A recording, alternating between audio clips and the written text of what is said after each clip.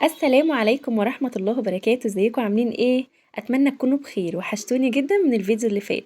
النهارده فيديو جديد من قناة يوميات رضرود. يلا اقولك ازاي تعملي الكبدة مرده بطريقة حلوة جدا وسهلة. وهتعملي كده شوية كبدة طعمين احلى كمان من الكبدة الجاهزة اللي بنشتريها من الشرقاوي من بره. يلا نبدأ على طول عشان ما نطولش على بعض. اول حاجة عندي بصلاية، انا جبتها بصلاية صغيرة. سبتها شوية لحد ما نزلت المية بتاعتها وبعدين عصرتها بالمصفى كده في الطبق ده. هنزل على مية البصل بنص ليمونة. انا عاملة النهاردة نص كيلو كبدة.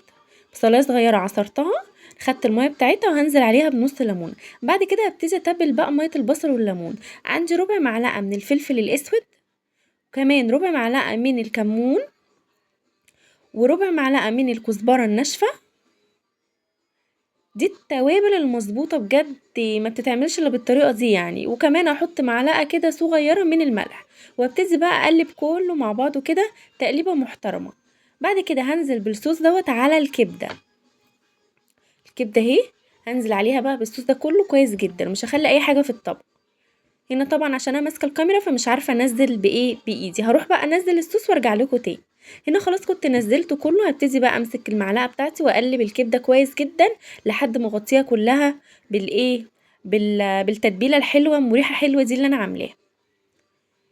في السريع كده ما خدتش مني وقت خالص. هنا خلاص كنت قلبتها كلها كويس مع بعضها. هسيبها في التلاجة نص ساعة وبعد كده هرجع اقول لكم هعمل ايه. هسيبها في التلاجة نص ساعة ساعة عشان تاخد من طعم التتبيلة. وكمان لما بتشرب مية البصل والليمون والتوابل بتبقى ريحتها وطعمها يا جماعة تحفة. لازم تسيبيها شوية في التتبيلة. بعد كده هبتدي بقى ان انا اجيب الردة. الردة دي ردة مطحونة بنجيبها من عند العطار. هنزل بحوالي كوباية، وكمان هنزل على كوباية الردة دي بمعلقتين من الدقيق الابيض. ما بتتعملش لوحدها الكبده اللي احنا بنشتريها من بره من عند محلات الشرقاوي بتاعه الكبده دي، او اي محل بيبيع كبده جاهزه بيعملها بالرده والدقيق. ما ينفعش تعمليها بالرده بس بعد كده بقى ابتدي ان انا اتبل الرده والدقيق. بحط كده ايه يعني ربع معلقه من السبع بهارات او البهارات المشكله او بهارات الكبده لو عندك. وكمان هتحطي ربع معلقه من الكمون، وربع معلقه من الفلفل الاسود، وكمان هحط يعني شويه صغيرين كده من الملح. هنا ربع معلقة من الكمون، وحطيت ربع معلقة من الفلفل الاسود، واحط شوية ملح كده على طرف المعلقة علشان الكفر كمان يبقى متطعم اللي انا هعمل بيه الكبده. وهقلب بقى ايه المكونات دي كلها مع بعضها كده، الدقيق مع الرده مع التوابل اللي انا حطيتها، علشان يبقى الكفر كمان متطعم واخد طعم جميل، يبقى جوه كمان الكبده متطعمه والكفر كمان من بره متطعم. وهقلب بقى كده كله ميكس مع بعضه. هنا خلاص الدقيق والرده جاهزين مع بعض. اجيب بقى الكبده من التلاجة بعد ما سبتها نص ساعه زي ما اتفقنا، وهبتدي ان انا احطها كده ايه في الطبق بتاع الرده. والله يا جماعه ما خدتش مني وقت خالص، وكانت سهله قوي وجميله. واكلات الصيف بقى اللي هي السهل السريع اللي هي الاكله المنجزه منها بقى الكبده دي. بس هنزل بقى بالكميه دي كده وبالمعلقه عشان ما اوسخش ايدي. هبتدي ان انا بقى ايه ابدرها كده على طول سريع سريع. الطريقة دي حلوة وسهلة، ممكن تعمليها بايدك مش هتفرق، بس ده برضو ايه يعني عشان ما نوسخش ايدينا وعشان ما ناخدش وقت والكلام ده كله. بايديكي كده بسرعة بسرعة. الكمية كلها مش هتاخد منك وقت خالص، وهتعملي يعني ممكن تعملي كيلو في الانجاز طالما انت هتتبعي الطريقة دي. مش هتزهقي يعني من الوقفة في المطبخ. طبعا دي اكلات الصيف بقى، السجق والكبده الشرايح او الكبده ام فلفل دي هبقى اعملها معاكم مره. الحاجات المنجزه اللي بتنجزنا مش محتاجه يعني هرس كتير. هنا خلاص كنت عملت نص الكميه. اجيب بقى الكميه اللي فاضله عندي وهنزل بيها برضو في الدقيق والرده كده، وهبتدي اعملها بنفس الطريقه اللي عملنا بيها اول حبه. بس الموضوع بسيط يعني ما خدش مني وقت خالص. طبعا الشريحه الراجل هو اللي بيقطعها لك، شريحه الكبده بتقول له عايزه كبده شرايح، هو بيقطعها حلوه قوي لا عريضه ولا رفيعه. هنا خلاص يا شباب كنت عملت الكميه كلها بتاعه الكبده وبدرتها زي ما انتم شايفين كده. بعد لما بعملها بمسك حته الكبده على ايدي وابتدي انفضها كده من الدقيق والرده علشان ما يبقاش فيها زياده ولا تكلكع. عملت كده في كله. بصوا بمسكها كده واقوم ايه ممرجحاها على ايدي كده. هروح بقى اجيب طاسه فيها زيت. الزيت ده اسخنه كويس على النار. بعد كده ايه هقوم مهديه النار ونازله بالكبده علشان تتقلي. اهم حاجه عندي بقى وانتي بتسوي الكبده، اي كبده بتعمليها يعني كبدة الجاموسة لما تيجي تعمليها اهم حاجة ان انت تعلي النار، تسخني الزيت وبعدين تهدي. ليه؟ علشان الكبدة ما تتحرقش منك وتنشف. انا هنا كنت هديت النار، هبتدي بقى اسيب الوش ده ياخد لون حلو كده فاتح، هوريهولكوا دلوقتي اهو. بصوا، وابتدي ان انا اقلب على الوش التاني. يا جماعه ده دقيقه، يعني دقيقه حرفيا، ما بتاخدش معاكي على النار اكتر من دقيقه علشان ما تنشفش وتشد معاكي، عشان ما تنشفش وايه وتشد معاكي.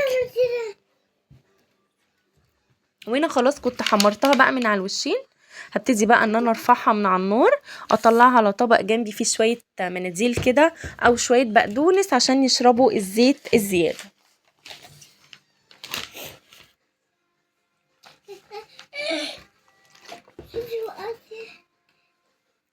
بس هنا طلعت اول شويه، بصوا شكلها فاتح ولونها بني ازاي. لو غمقت اكتر من كده خلاص الكبده معاكي بتبقى نشفت.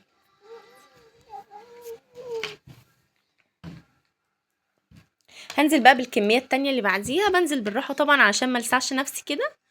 بنزل بكميه الزيت بكميه الكبده كده على الزيت بس، وابتدي اوزع بقى زي ما انتم شايفين كده، واسيبها برضو لما تاخد لون بني، مش بني ذهبي فاتح من الوش اللي هي نزلت عليه، بقلبها على الوش التاني.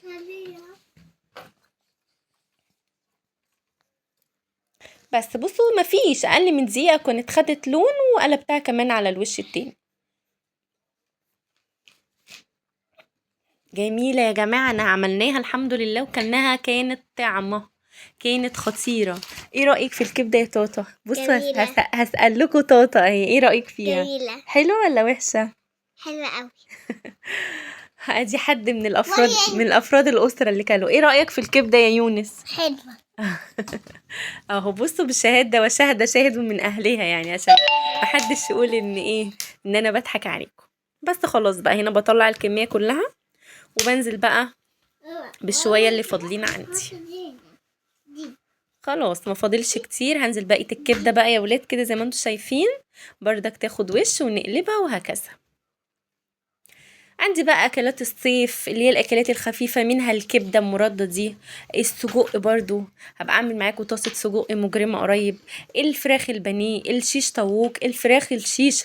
اكلات الصيف بقى اللي هي سريعه وسهله، واحنا كمان الكبار بنحبها احنا والعيال.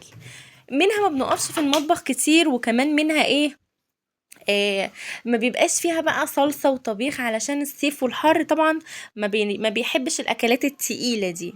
انما احنا في الشتاء بقى خلصنا على كل الاكلات التقيله والمحاشي والطواجن وكل، دخلنا بقى على الصيف هنبتدي بقى نعمل اكلات الشوارع دي اللي هي الحاجات الحلوه اللي احنا بنحب نجيبها من بره، بس طبعا هنعملها في البيت اضمن وانضف علشان ولادنا ياكلوا كده واحنا مطمنين وقلبنا مستريح. هنا خلاص كنت خلصت بقى كميه الكبده كلها، ابتدي ان انا اشيلها ان شاء الله كده واصفيها من الزيت كويس، وطلعيها بقى على مناديل يا استاذه، او على فرشه بقدونس، فرشه كزبره، اي حاجه عندك علشان بس تشرب الزيت.